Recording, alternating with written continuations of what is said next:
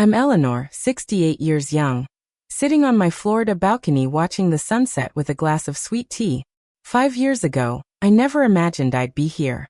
Back then, I was living with my son Michael and his family after selling my home to help them.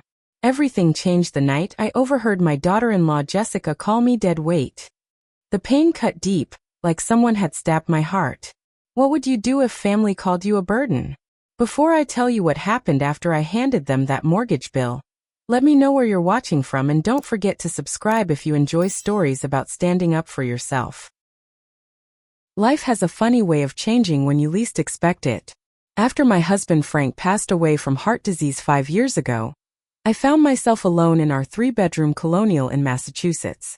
The house where we'd raised our son Michael, celebrated 40 Christmases, and planned to grow old together. Suddenly, it was just me rattling around in all that space. I was managing fine on my own, or at least I thought I was. After 35 years teaching 4th grade at Lincoln Elementary, my retirement pension was modest but sufficient. The mortgage on our house was paid off. Frank had been so proud the day we made that final payment, just 2 years before his diagnosis. My finances were stable, not extravagant but comfortable enough. My days had a pleasant rhythm to them. Tuesday mornings were for my book club at the local library. 8 of us, mostly retired teachers and nurses, discussing everything from historical fiction to memoirs over coffee, and whatever baked goods Marge decided to bring that week. Wednesdays and Fridays I volunteered at that same library, helping with the children's reading program. Something about seeing those little faces light up when they sounded out a difficult word reminded me why I'd become a teacher in the first place. I had my circle of friends, Martha from across the street who'd been my confidant since Michael was in kindergarten, Diane and her husband Tom who invited me over for dinner every other Sunday, and my sister Kathleen who lived an hour away but called without fail every Tuesday and Thursday evening. I wasn't lonely, not exactly. But sometimes at night, the silence in the house seemed to have a weight to it that was hard to describe. The first hints of health issues started appearing that winter. Nothing dramatic. Some arthritis in my knees that made navigating the stairs increasingly difficult, especially in the morning. My blood pressure had crept up, and Dr. Williams had put me on medication. I'd taken a fall while getting out of the bathtub, nothing broken thankfully, but the bruise on my hip had taken weeks to fade. It was during one of Michael's weekly visits that things began to shift. He'd been coming by every Sunday, sometimes with the kids, sometimes alone when Jessica had other plans.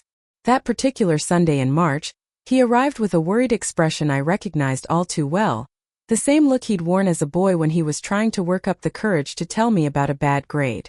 "Mom, I noticed the handrail on the front steps is loose," he began, setting down his toolbox. "And the gutters need cleaning. Is anyone helping you with home maintenance since Dad's been gone?" I waved away his concerns. "I have Tom from next door check things now and then. And I hired Mrs. Peterson's son to shovel the driveway this winter." Michael frowned, walking through the house with increasingly critical eyes. He pointed out the burned-out light bulb in the hallway, too high for me to change safely, the slight leak under the kitchen sink, I'd placed a bucket there temporarily, and the stack of storage boxes I couldn't return to the attic because of my knees. "I'm just a little behind on things," I assured him. "Everything works out fine." But the seed had been planted, and over the next few months, both Michael and Jessica increased their visits. I'd catch them exchanging looks when I winced getting up from a chair, or when I mentioned forgetting to refill a prescription. Jessica started bringing extra food, so you don't have to cook so much, and Michael insisted on driving me to doctor appointments, just to make sure I understand what the doctor is saying. It was during a Sunday dinner at their house when they finally broached the subject. Their home was a beautiful Tudor style in a suburb about 20 minutes from mine, not as spacious as my place but with a lovely yard where Taylor, 12, and Ryan, 9, could play. "Mom," Michael said after the kids had been excused to play video games, "Jessica and I have been talking. We're worried about you being alone in that big house." Jessica nodded, her sleek blonde bob bouncing slightly. "The stairs, the maintenance, the yard work. It's a lot for anyone to handle alone, especially with your knees bothering you. We were thinking," Michael continued, reaching for my hand across the table, "what if you came to live with us?" I nearly choked on my coffee. "Live with you? But where would I stay? You only have 3 bedrooms." We've been talking about adding an extension, Jessica explained. A nice master suite on the ground floor. We could convert our current bedroom into a beautiful space just for you. Private bathroom, plenty of room for your things. And the kids would love having Grandma around all the time, Michael added enthusiastically. I stirred my coffee, mulling it over. I don't know. My independence means a lot to me. You'd still have your independence, Jessica insisted. But you'd also have us nearby if you needed anything. And think of all the money you'd save not maintaining that big house. Plus, Michael added, his voice softer, I worry about you, Mom. What if you fell again and couldn't reach the phone? Dad made me promise to look after you, and honestly, I'd sleep better knowing you were safe. The mention of Frank's wishes tugged at my heart. I remembered how worried he'd been about leaving me alone. Over the next few weeks, the idea took root. Michael brought over real estate listings showing what my house might sell for in the current market. Jessica sent photos of master bedroom designs and enthusiastic texts about having me help with her garden. The children made adorable handmade cards with messages like, Please come live with us, Grandma. And, I can show you my Lego collection every day. My friends had mixed reactions. Martha thought I should stay put. Once you give up your home, Eleanor, you can't easily get it back, she warned. Kathleen, however, thought it made perfect sense. Family should be together, she said firmly. And you could put the house money toward your future care needs. What finally convinced me was a particularly bad bout of bronchitis that winter. Living alone with a high fever for 3 days. Barely able to get to the bathroom, let alone prepare food. I realized Frank had been right to worry. I wasn't getting any younger, and perhaps it was time to be practical. When I finally agreed, Michael and Jessica were ecstatic. We worked out a plan. I would sell my house and contribute a portion of the proceeds toward building their extension, with the rest going into my savings for future needs. Construction would take about 4 months and I could move in by late summer. As I sorted through 40 years of memories, deciding what to keep and what to let go, I felt a strange mixture of grief and hope. Leaving the home Frank and I had built together felt like saying goodbye to him all over again. But the thought of being surrounded by family, hearing my grandchildren's laughter every day, and never having to face another night alone with that heavy silence, that filled me with a cautious optimism I hadn't felt in years. This is the right decision, I told Frank's photograph as I carefully wrapped it in bubble wrap. A new chapter. We'll be okay. If only I'd known what that chapter would really contain. The sale of my house went remarkably smoothly. The market was strong, and a young couple with 2 small children fell in love with it at the first showing. They even wanted some of our furniture, Frank's sturdy oak dining table, the living room sofa, which solved the problem of what to do with those larger pieces. I kept watching their faces as they toured the rooms, the woman already planning where their Christmas tree would go, the husband measuring spaces for his tools in Frank's workshop. It felt right somehow, knowing another family would fill those rooms with new memories. The closing netted me $375,000, a figure that still seemed surreal when I saw it on paper. As agreed, I contributed $120,000 toward Michael and Jessica's home expansion. A beautiful 400-square-foot suite with a bedroom, bathroom, and small sitting area with its own entrance from the side yard. The remaining money went into my retirement accounts and a certificate of deposit, giving me a comfortable cushion for the future. Moving day arrived in August. Michael rented a small U-Haul for my remaining possessions, mostly clothes, books, photo albums, and the sentimental items I couldn't bear to part with. I remember standing in my empty living room one last time, running my hand along the wall where we'd marked Michael's height each birthday. The marks had been painted over years ago, but I knew exactly where they'd been. "Ready, Mom?" Michael called from the doorway, car keys in hand. I nodded, took a deep breath, and stepped forward into my new life. The first few weeks were a whirlwind of adjustment, and honestly, they were mostly wonderful. My suite was beautiful. Jessica had a talent for interior design and had incorporated my favorite blue and cream color scheme. Large windows overlooked their backyard garden, and the bathroom had safety bars and a walk-in shower that was a luxury after my old clawfoot tub. I quickly fell into routines that revolved around the family's schedule. I woke early, enjoying quiet mornings with my coffee before the chaos of getting 2 kids ready for school began. Jessica worked part-time as a dental hygienist 3 days a week, and Michael ran his accounting firm downtown. On Jessica's workdays, I helped get the children to the bus stop and was there when they returned home in the afternoon. Cooking had always been one of my joys, and now I had an appreciative audience. My pot roast became a Tuesday tradition, and Michael beamed when I made his childhood favorite, chicken and dumplings. "Just like I remember," he'd say, closing his eyes with each bite. The grandchildren were the greatest blessing. Taylor, at 12, was at that tricky age between childhood and teenager, but she still enjoyed having me help with her history projects and baking cookies together on weekends. 9-year-old Ryan was all energy and enthusiasm, constantly showing me his latest Lego creation, or asking me to watch him practice skateboard tricks in the driveway. In the evenings, we often gathered in the living room. The children sprawled on the carpet with homework or tablets, Michael in his recliner reviewing client files, Jessica usually folding laundry or scrolling through her phone. I would knit or read, soaking in the simple pleasure of family togetherness. Sometimes I'd catch Michael watching me with a soft smile, and I knew he was thinking the same thing. This was how family should be. But as September turned to October, subtle shifts began to appear in our domestic harmony. The first hints came around mealtime. Jessica had very specific ideas about nutrition. No processed foods, limited carbs, organic everything. My old-fashioned cooking, while beloved by Michael and the kids, didn't always align with her preferences. "The children really shouldn't have so much sugar," she commented one evening when I'd made my apple crisp for dessert. "It's a special treat," I defended. "And apples are fruit after all. But all that butter and brown sugar on top." She sighed. "We're trying to teach healthy habits." Similar comments followed about my mashed potatoes, so much cream. My breakfast pancakes, white flour is basically poison. And even my beloved chicken soup, so much sodium in that broth. Gradually, I found myself cooking less, ceding control of the kitchen to Jessica's quinoa bowls and kale smoothies. The children complained, and Michael occasionally brought home pizza as a special treat, which only seemed to increase the tension. Then there were the disagreements about the grandchildren.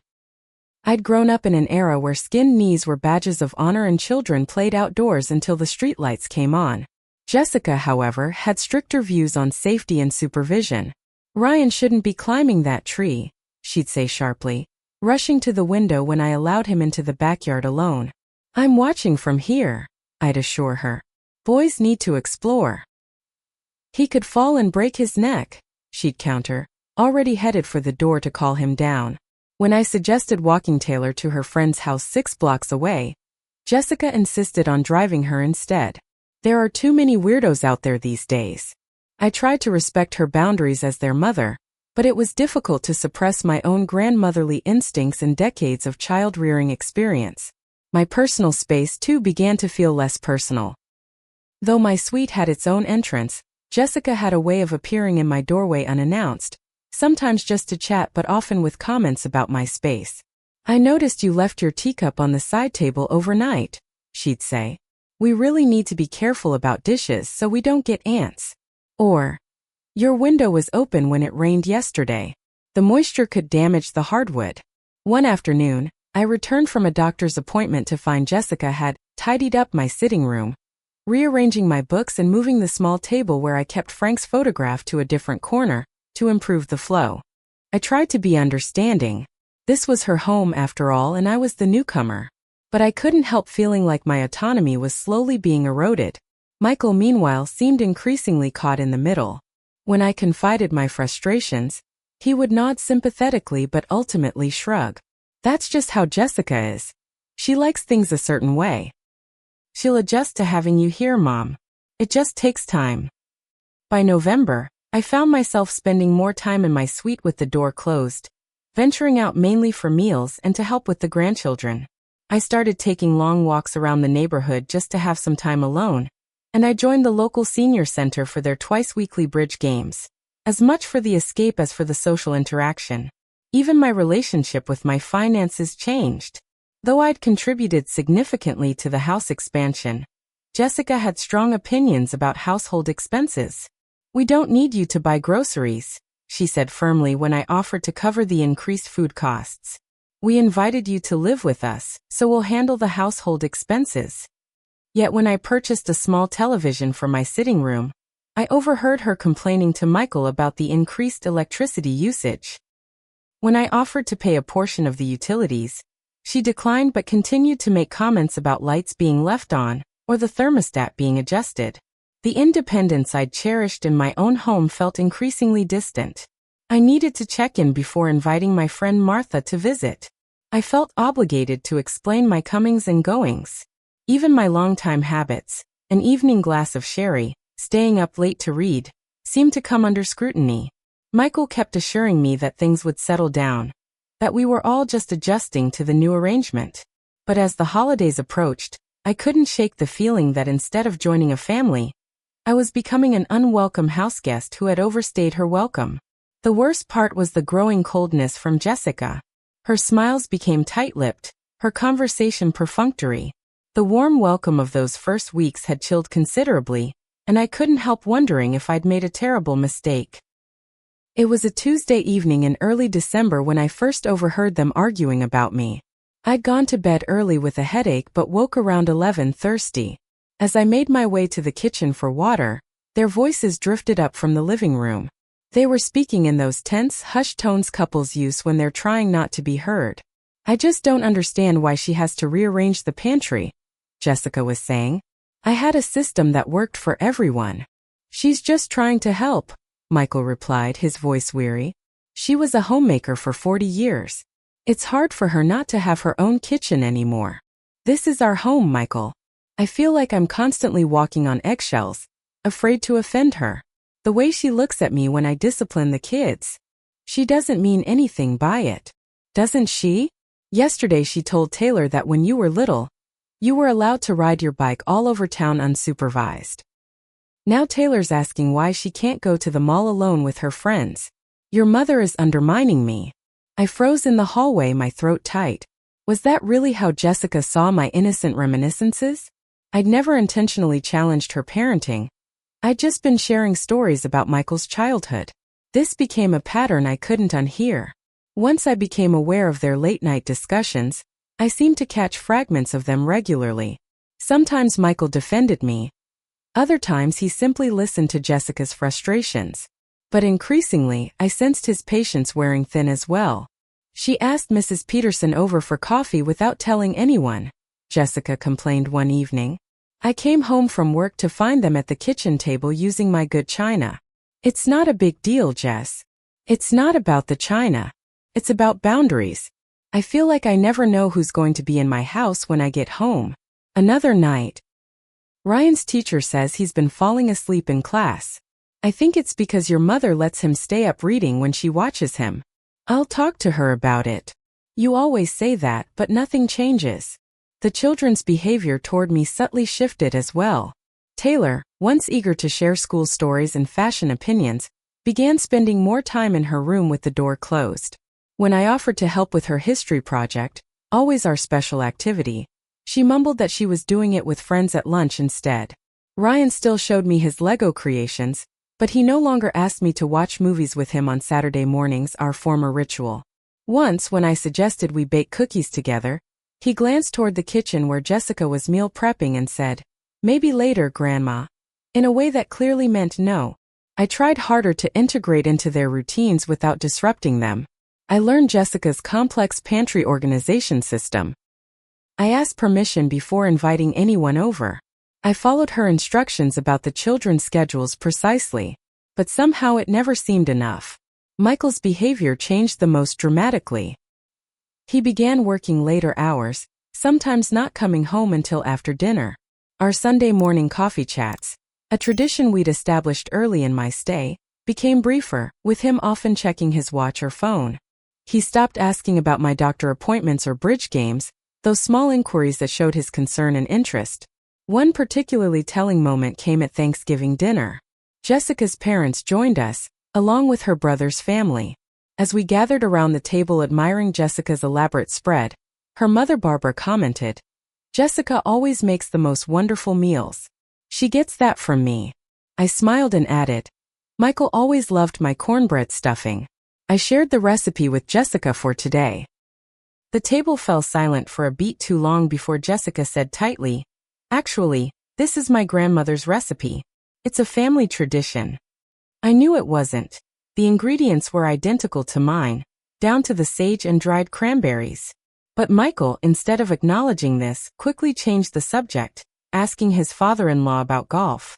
That small betrayal stung more than any argument could have. In January, when the property tax bill arrived, I overheard another conversation that cut deep. The taxes went up again, Jessica sighed. Adding that extension really increased our assessment. It was necessary, Michael replied. Was it? We're paying more for everything now. Heating, cooling water. Even groceries are nearly double. Mom contributed to the construction. But not to the ongoing costs, Jessica countered. I'm sorry, but it's true. Our expenses have gone way up since she moved in. I hadn't realized I was creating such financial strain. The next morning, I approached Michael at breakfast, Jessica having already left for work. I'd like to contribute more to the household, I said. For utilities and groceries. Michael looked uncomfortable. That's not necessary, Mom. I insist. I know adding my suite increased your property taxes, and I'm using electricity and water too. He hesitated, then nodded. If you really want to, maybe $300 a month? But please don't mention this to Jessica. She'd be mortified that you overheard. I agreed, though it felt strange to have this financial arrangement hidden from Jessica. That afternoon, I wrote a check and left it on Michael's desk. When I checked my bank statement the following month, I noticed it hadn't been cashed. When I asked him about it, he mumbled something about forgetting and quickly changed the subject. Valentine's Day brought another painful realization. Michael and Jessica had planned a weekend getaway to a bed and breakfast in Vermont. I was happy to watch the children, thrilled, actually, to have uninterrupted time with them. There's a detailed schedule on the refrigerator, Jessica explained, showing me a color-coded printout. Taylor has dance on Saturday at 2. Ryan has his coding class at 3:30. All the emergency numbers are here, and I've prepared meals for each day in labeled containers. I nodded, trying not to show my hurt at the implication that I couldn't manage 2 days with my own grandchildren without minute-by-minute instructions. And please don't let them stay up late or have too much screen time, she added. The last time you watched them, they were completely off schedule for days afterward. Later, as they were leaving, I overheard Jessica in the driveway. Are you sure she'll be okay with them? Maybe we should have asked my mom instead. She raised me and I turned out fine, Michael replied, but his tone lacked conviction. The weekend actually went wonderfully. The children and I made pizza from scratch, played board games, and I even taught Taylor to knit, something she'd been curious about but Jessica had discouraged as too old-fashioned. We followed Jessica's schedule, but also found time for spontaneous fun, like building a snowman after an unexpected Saturday night flurry. When Michael and Jessica returned Sunday evening, the house was spotless, the children bathed and in bed on time, all homework completed. Jessica walked through with an appraising eye, clearly looking for problems to address. Seems like everything went well, she finally said, her tone suggesting surprise. We had a lovely time, I replied, trying to keep any hint of defensiveness from my voice. That night, I heard them talking again. The kids said they had fun, Michael was saying. Mom's good with them, you know. I just worry, Jessica replied. She's getting older. What if there had been an emergency? What if she'd fallen or forgotten something important? She's 68, not 98, Michael said, but again his defense lacked conviction. I lay in bed, staring at the ceiling. When had I transformed from capable matriarch to doddering liability in my son's eyes? The woman who had nursed him through chicken pox, taught him to drive, and helped him apply to college was now someone to be managed and monitored. I thought back to my life before, in my own home. Yes, there had been challenges, the maintenance, the stairs, the occasional loneliness. But there had also been dignity, independence, and respect. As comfortable as my suite was, as much as I loved being near my grandchildren, I was beginning to wonder if the trade-off had been worth it. Little did I know, the worst was yet to come. March arrived with unusually warm weather, bringing with it Jessica's birthday. Michael planned a dinner party with their closest friends and Jessica's family, 12 adults total, with the children eating earlier and then watching movies upstairs. I offered to help with preparations or to watch the children so Jessica could relax, but she politely declined both offers. "We've hired a caterer," she explained. "And Taylor is old enough to keep an eye on Ryan and her cousins. Just enjoy yourself, Eleanor." I spent the day making myself scarce, taking a long walk to the park, and then reading in my room. Around 4 o'clock, I showered and dressed carefully in a navy blue dress I bought specially for the occasion, adding pearl earrings Frank had given me for our 30th anniversary. I wanted to look nice for Jessica's celebration. Guests began arriving at 6. I emerged from my suite to find the living and dining rooms transformed with tasteful decorations in Jessica's favorite colors: silver and pale blue. The caterers had set up a beautiful spread in the dining room, and Michael was mixing cocktails at the makeshift bar in the corner. Jessica looked stunning in a simple black dress, her blonde hair swept up elegantly. She greeted me with an air kiss near my cheek. "Eleanor, you look nice. There's wine and cocktails, help yourself." I circulated awkwardly among the guests. I knew Jessica's parents and brother, of course, but the others were Jessica's friends from her college days or couples she and Michael socialized with. They were all in their 40s, discussing topics that left me with little to contribute: home renovations, European vacations, private school applications. I smiled and nodded, feeling increasingly invisible as conversations happened around me rather than with me. After an hour of this, I excused myself to check on the children upstairs. They were sprawled across Taylor's bedroom floor with pizza and a movie, perfectly content. I lingered there longer than necessary, grateful for Ryan's enthusiastic explanation of the film's plot. When I returned downstairs, dinner was being served.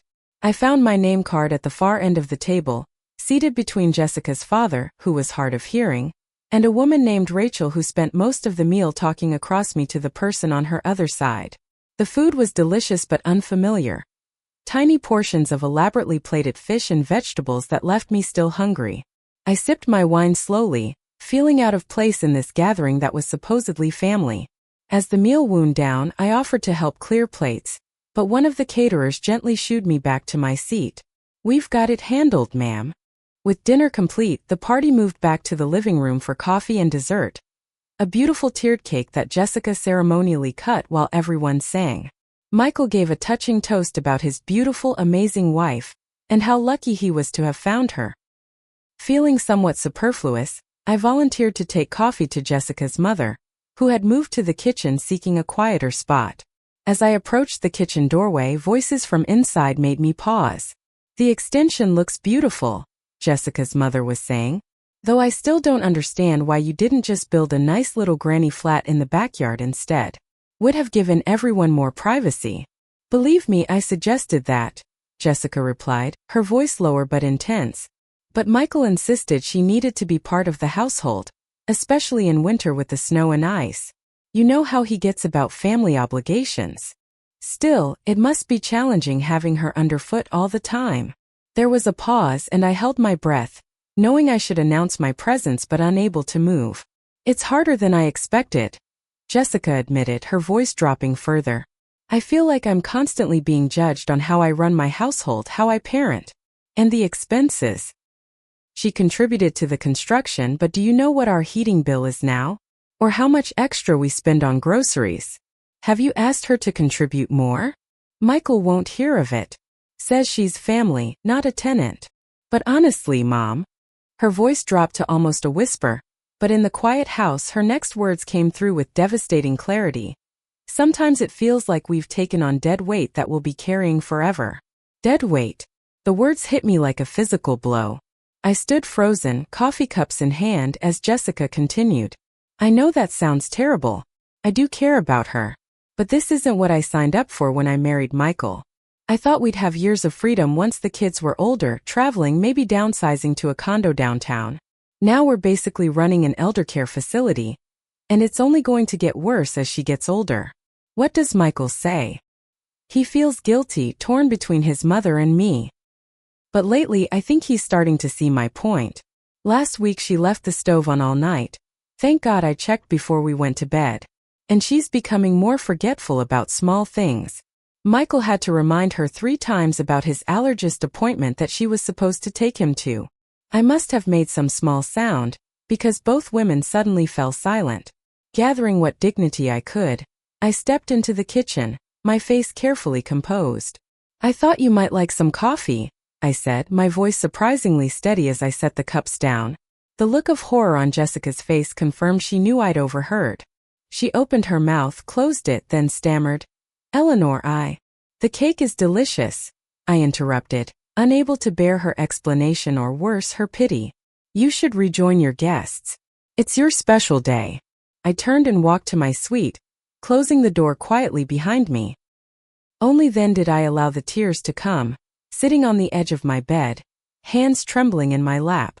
Dead weight. The phrase echoed in my mind, bringing with it a flood of painful clarity. All those hushed conversations, the growing coldness, Michael's increasing absence, it all made sense now.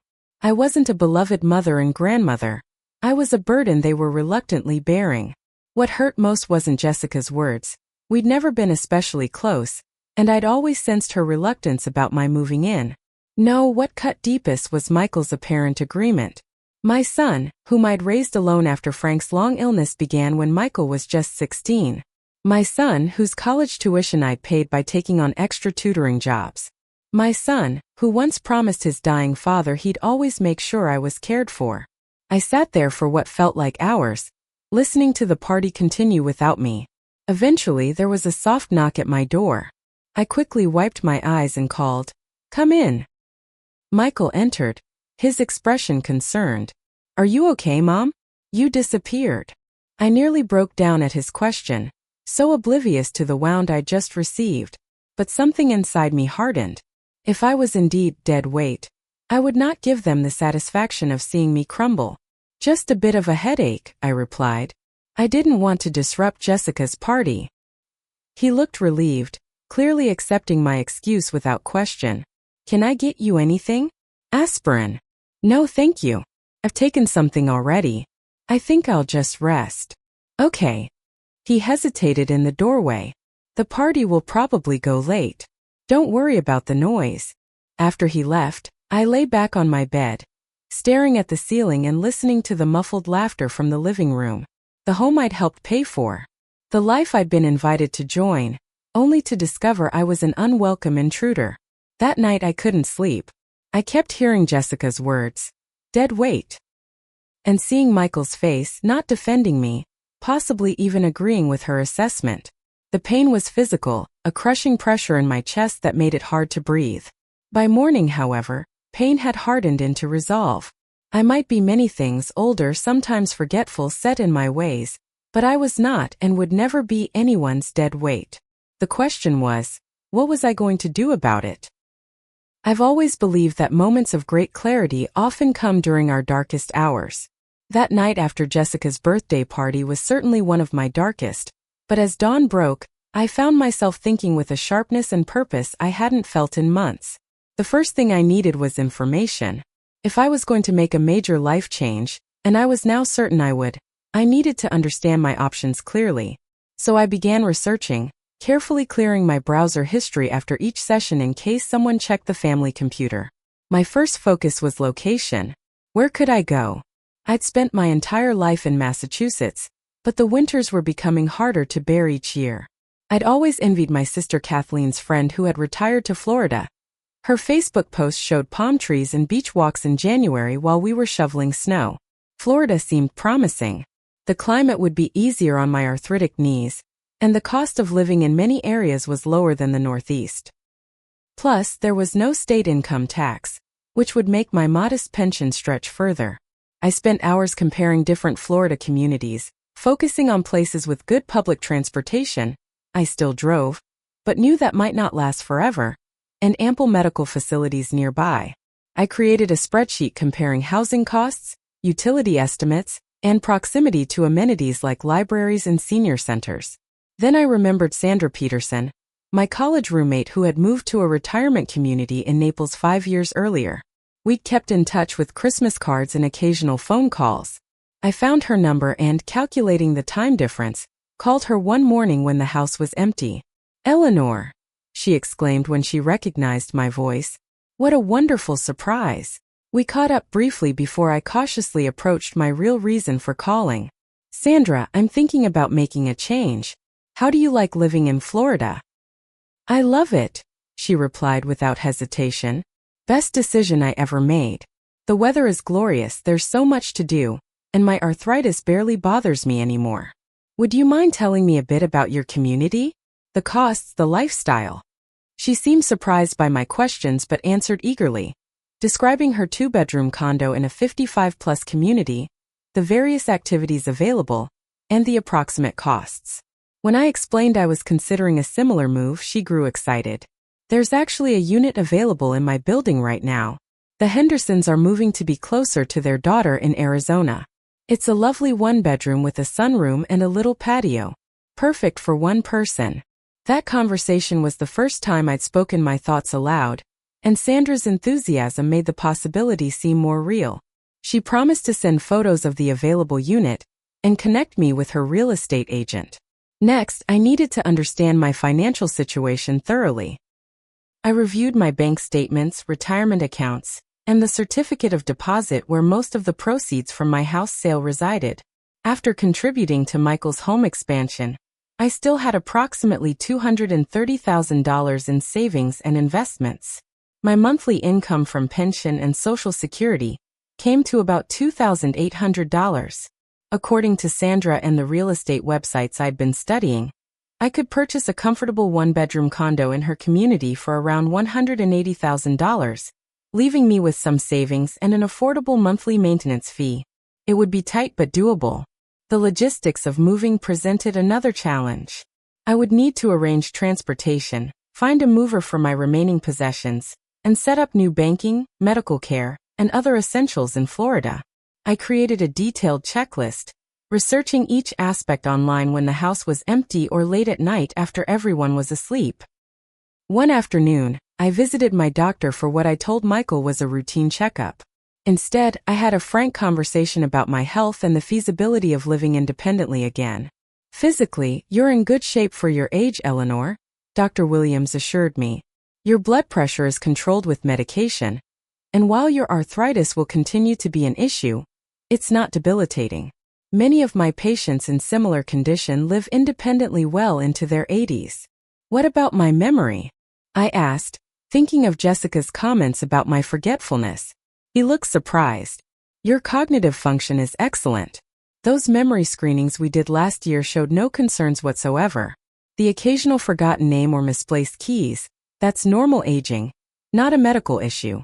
His confirmation bolstered my confidence. I wasn't imagining it. I was still capable of managing my own life. As weeks passed, my plan took shape. Sandra's real estate agent sent details about the available condo, and after several phone conversations and a virtual tour, I made an offer. It was accepted, contingent on my personal inspection. I booked a one-way flight to Fort Myers for April 15th, giving myself 2 weeks to finalize my arrangements. The timing seemed appropriate. After tax day, a fresh start. Each step I took was carefully concealed from Michael and Jessica. I used the family computer only for innocuous searches and conducted my real business at the public library or on my phone. I had my mail forwarded to a post office box I rented specifically for this purpose. I spoke with Sandra and the real estate agent only when I was certain I wouldn't be overheard. The hardest part was deciding what to take and what to leave behind. My suite was furnished with a mix of pieces from my old home and new items Michael and Jessica had purchased. The furniture would stay, of course, but my clothes, books, photo albums, and personal mementos would need to be shipped or carried with me. I secretly packed 2 large suitcases with my most essential items, hiding them in the back of my closet behind winter coats. For larger items, I arranged for a small moving company to pick up boxes I would leave in my suite on moving day. I packed these boxes gradually, a little each day, storing them in my closet or under my bed. As for my financial arrangements, I opened a new bank account at a national bank with branches in Florida, transferring most of my funds there. I left enough in my original account to avoid raising suspicions. Throughout this process, I wrestled with how to tell Michael. Part of me wanted to simply disappear, leaving only a note, a childish revenge fantasy that I quickly dismissed. Despite everything, he was my son and I loved him. He deserved a proper goodbye and explanation. I decided to write him a letter, taking many drafts to get the tone right. Neither accusatory nor martyred, but honest about why I was leaving. I wanted him to understand the pain his actions and inactions had caused without making him feel I was abandoning him out of spite. In this letter, I explained what I had overheard at Jessica's party, and how it had clarified for me that the current living arrangement wasn't working for anyone. I assured him I would be fine on my own and gave him my new address and phone number. I expressed my love for him and the grandchildren and my hope that we could maintain our relationship from a distance. The final piece of my plan was perhaps the most satisfying to prepare. I created a detailed financial statement showing exactly what I had contributed to their household, the $120,000 toward the home expansion, the uncashed checks for monthly expenses, the furniture I had purchased, even estimates of the value of the childcare and cooking I had provided. Next to this, I listed what I had received in return. Housing for 7 months in a space that had been built with my own money. The total was revealing. I had subsidized their lives significantly while being made to feel I was a burden. While I had no intention of asking for any money back, the expansion was a gift after all. I wanted them to see the concrete value of what they were so casually dismissing as dead weight. I paperclipped this statement to a copy of their most recent mortgage statement, which I had found while helping Michael organize his home office. As my departure date approached, I felt a complex mixture of emotions: sadness at leaving my grandchildren, anxiety about starting over at my age, but also a growing sense of excitement and liberation. Each completed task on my checklist brought me closer to reclaiming my independence. The night before my planned confrontation, I sat in my suite looking at photos of Frank. Am I doing the right thing? I asked his smiling image. Though no audible answer came, I felt a sense of peace settle over me. Frank had always encouraged me to stand up for myself, to know my own worth. He would have been proud of this decision. I went to bed that night with my plan fully in place. The confrontation, the revelation, the departure. After months of feeling powerless, I was taking control of my life again. Whatever happened next, I would face it on my own terms. I barely slept that night, my mind cycling through every detail of the plan I'd so carefully crafted. By 5 a.m., I gave up trying and quietly made myself coffee in my small sitting room, watching the sunrise paint the sky in shades of pink and gold. It would be my last sunrise in this house, a thought that brought both sadness and relief. I'd chosen this particular Thursday with purpose. Jessica had a dentist appointment before work and would leave early. The children would be at school. Michael usually worked from home on Thursdays, giving us privacy for what needed to be said. As I heard the household begin to stir, I dressed carefully in a cornflower blue dress that Frank had always loved, applied light makeup and styled my silver hair. If this was to be my declaration of independence, I wanted to look my best. At 7:15, Jessica rushed out with a hurried goodbye. At 7:45, the children left for the school bus, Ryan giving me his usual quick hug, Taylor offering a distracted wave. By 8 o'clock, the house had settled into morning quiet, with just the sound of Michael making coffee in the kitchen. I took a deep breath, gathered the envelope containing my letter and financial statement, and walked to the kitchen. Michael was at the table in his bathrobe, scrolling through his phone while sipping coffee. He looked up with mild surprise when I entered. We didn't usually share breakfast on weekdays. "Morning, Mom. You're up early." "Good morning, Michael. Do you have a few minutes to talk?" "It's important." He glanced at his phone. "I have a video call at 9, but sure. Everything okay?" I sat across from him, placing the envelope on the table between us. "No, everything is not okay. I've made a decision I need to share with you." His expression shifted from distracted to concerned. "What's going on?" I folded my hands on the table to keep them from trembling. At Jessica's birthday party last month, I overheard a conversation between her and her mother. Jessica referred to me as dead weight, that you two would be carrying forever. Michael's face flushed, his eyes dropping to his coffee cup. His reaction told me everything. He knew about this conversation, perhaps had even participated in similar ones.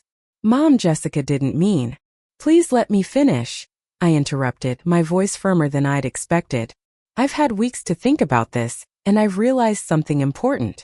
This arrangement isn't working. Not for Jessica, not for you, and certainly not for me. He looked up, confusion crossing his features. What do you mean? We can work this out. Jessica sometimes says things she doesn't really mean when she's stressed. The problem isn't just what Jessica said.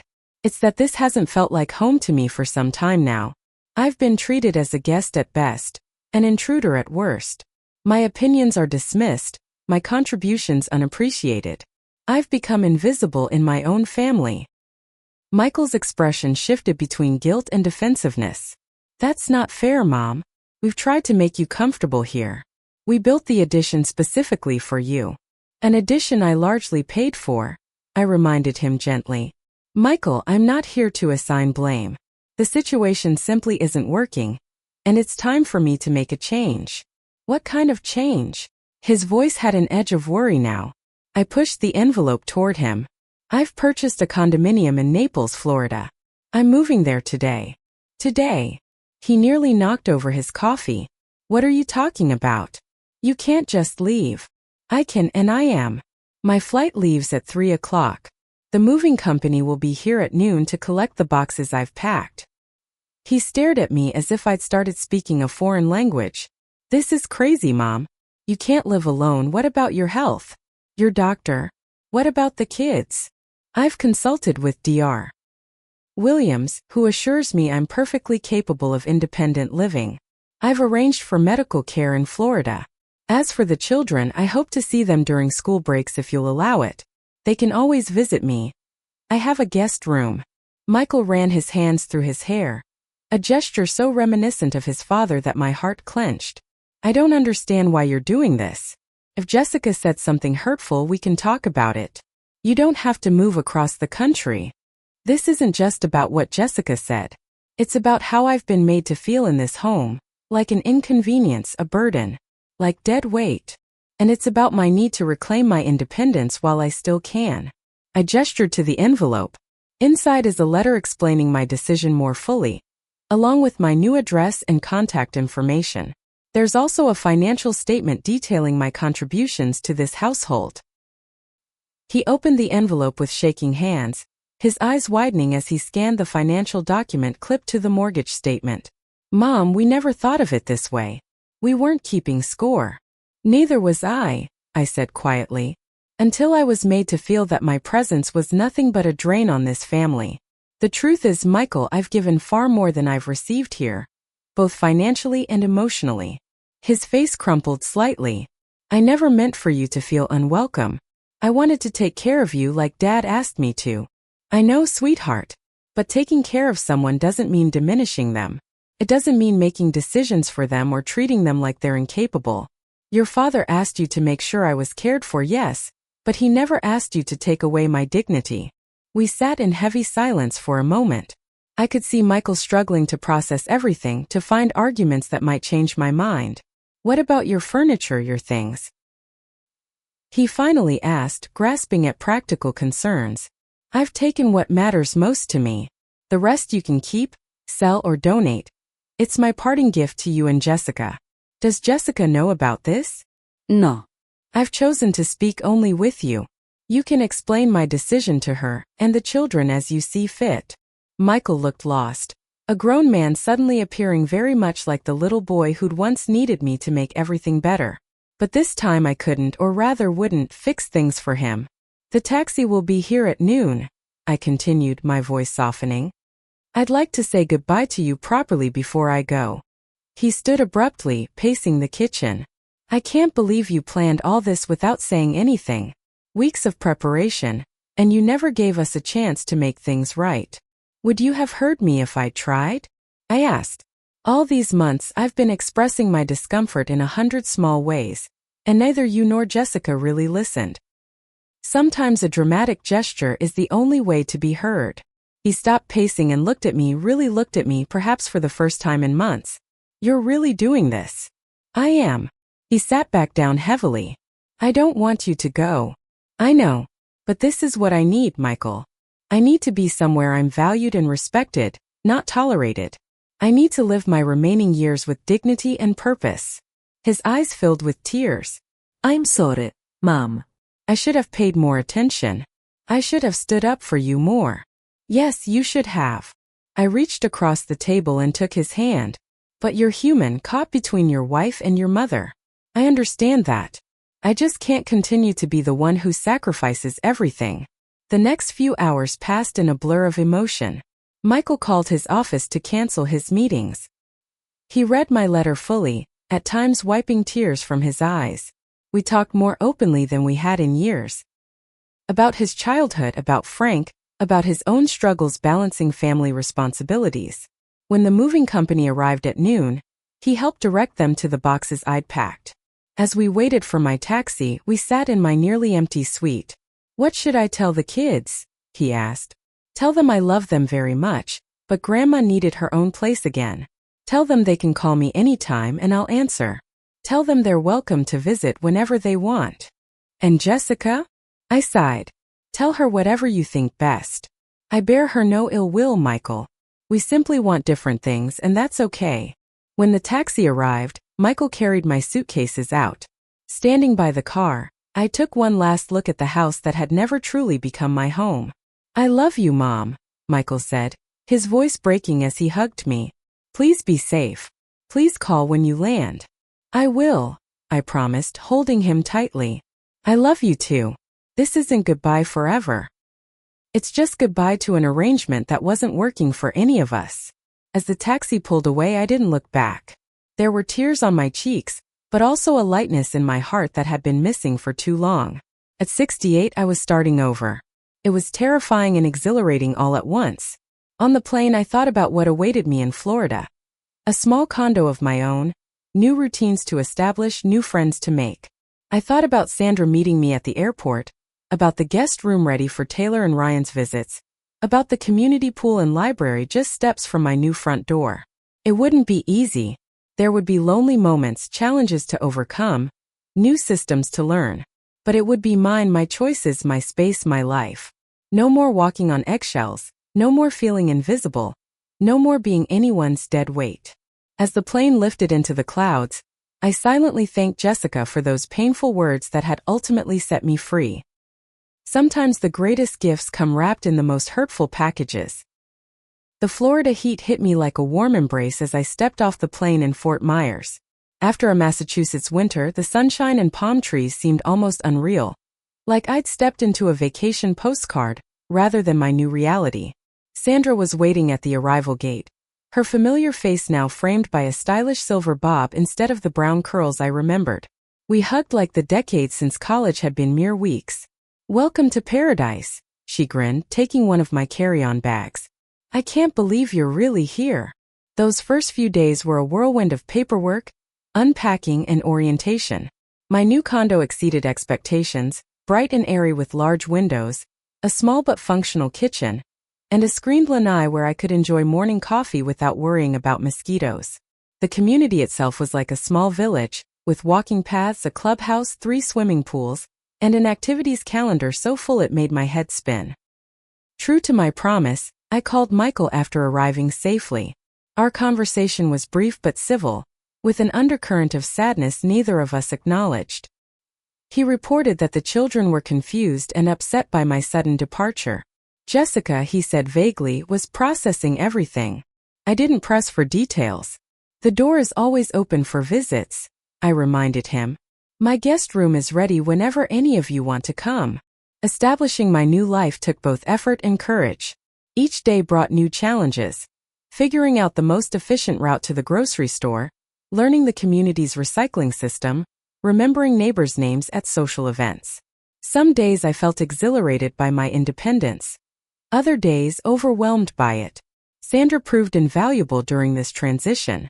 She introduced me to her friends, explained local customs. Apparently in Florida, one must always keep a sweater handy, as the air conditioning is perpetually Arctic, and helped me navigate the medical system to find new doctors. Within a month, I'd established routines that felt comfortable. Mornings began with coffee on my lanai, watching herons stalk through the community pond. 3 times weekly, I joined the water aerobics class, wonderful for my arthritic knees and even better for making new friends. Tuesday afternoons found me at the community library book club, and Fridays I volunteered at the local elementary school's reading program, filling the grandmotherly hole in my heart by helping other people's grandchildren. Michael called weekly, his initial anger gradually softening into something like acceptance. The children and I had video chats every Sunday evening. Awkward at first but increasingly natural as they adjusted to our new relationship. Ryan showed me his latest Lego creations through the camera. Taylor asked advice about a history project. 2 months after my departure, I received an unexpected email from Jessica. I stared at it in my inbox for nearly an hour before finding the courage to open it. "Dear Eleanor," it began. "I've started this email a dozen times over the past weeks, never finding the right words. Perhaps there aren't any right words to adequately express my regret for the pain I caused you." She continued with a lengthy apology, explaining that she'd been overwhelmed by the changes in their household, stressed about finances, and insecure about her role as a mother with me present. The dead weight comment, she insisted, had been said in a moment of frustration she deeply regretted. "Michael has been devastated by your departure," she wrote. "He blames himself, and I've had to accept my significant role in creating a situation where you felt unwelcome in our home. The children miss you terribly. We all do." She concluded by asking if we might gradually rebuild our relationship, perhaps beginning with emails or calls.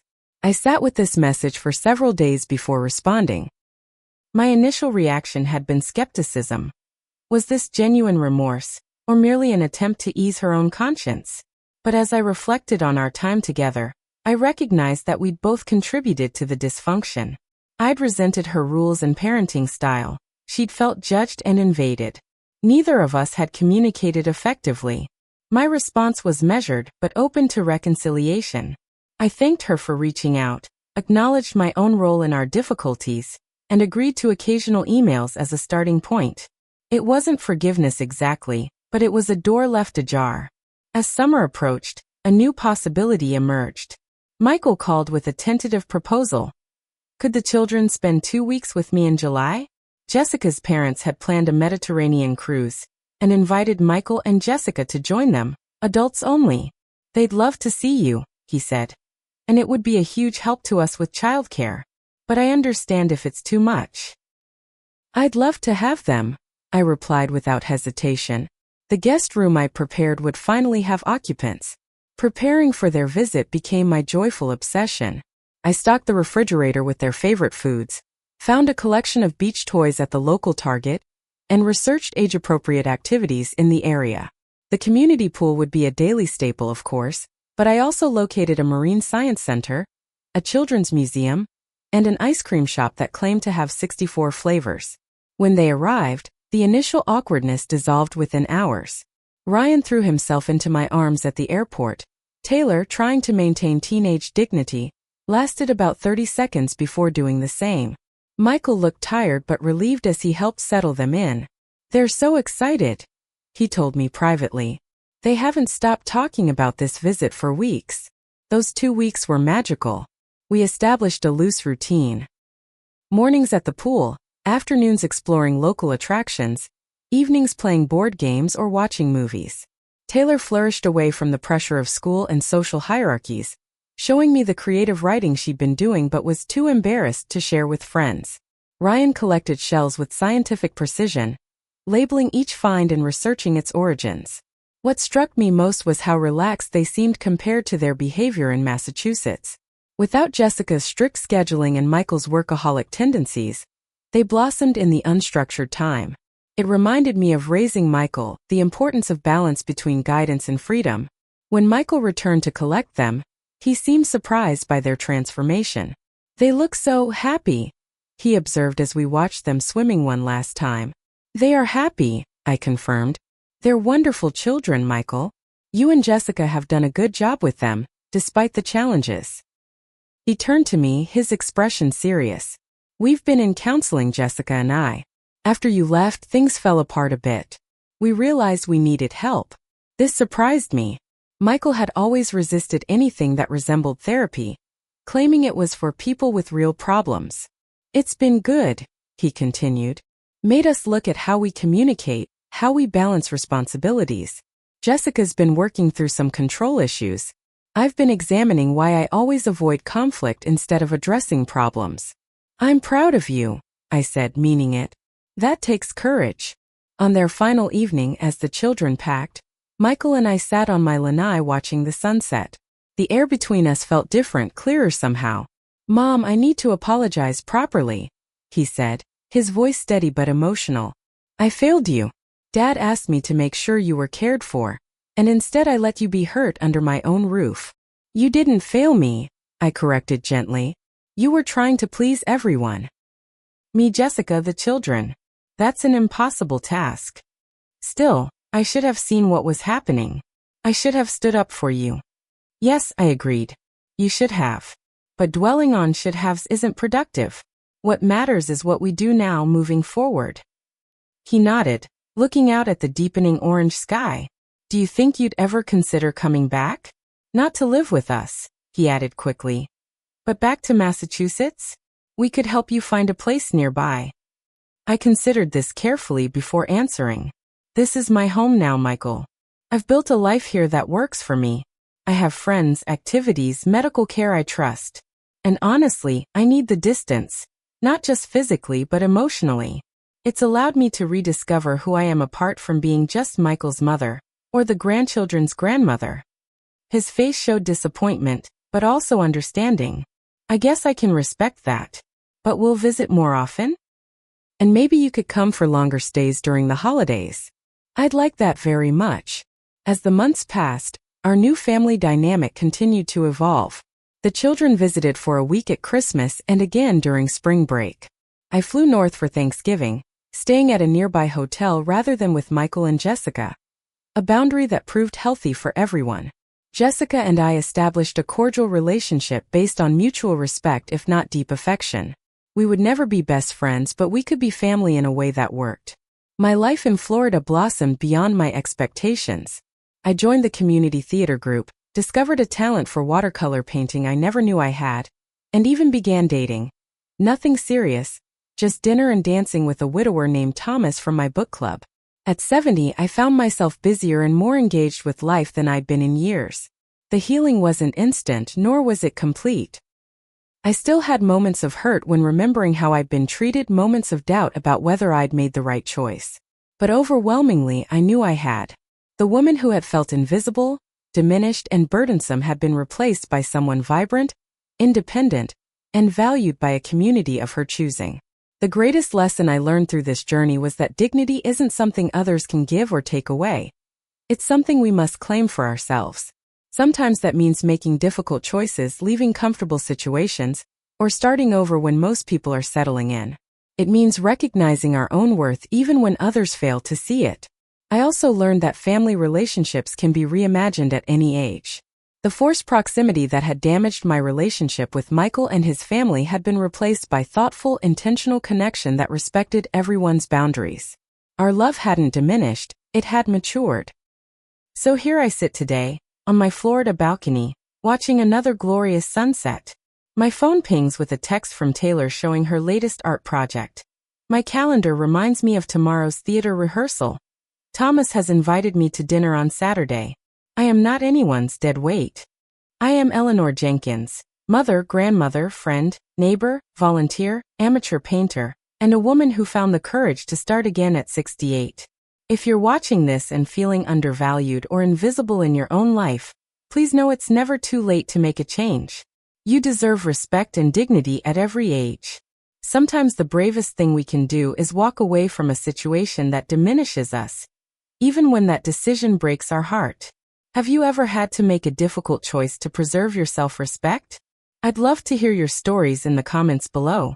And if this story resonated with you, please like and subscribe to support more stories of resilience and renewal. Remember, you are never too old to demand the respect you deserve and create the life you want. Thank you for listening, and I wish you the courage to stand up for yourself, whatever that might mean in your own journey.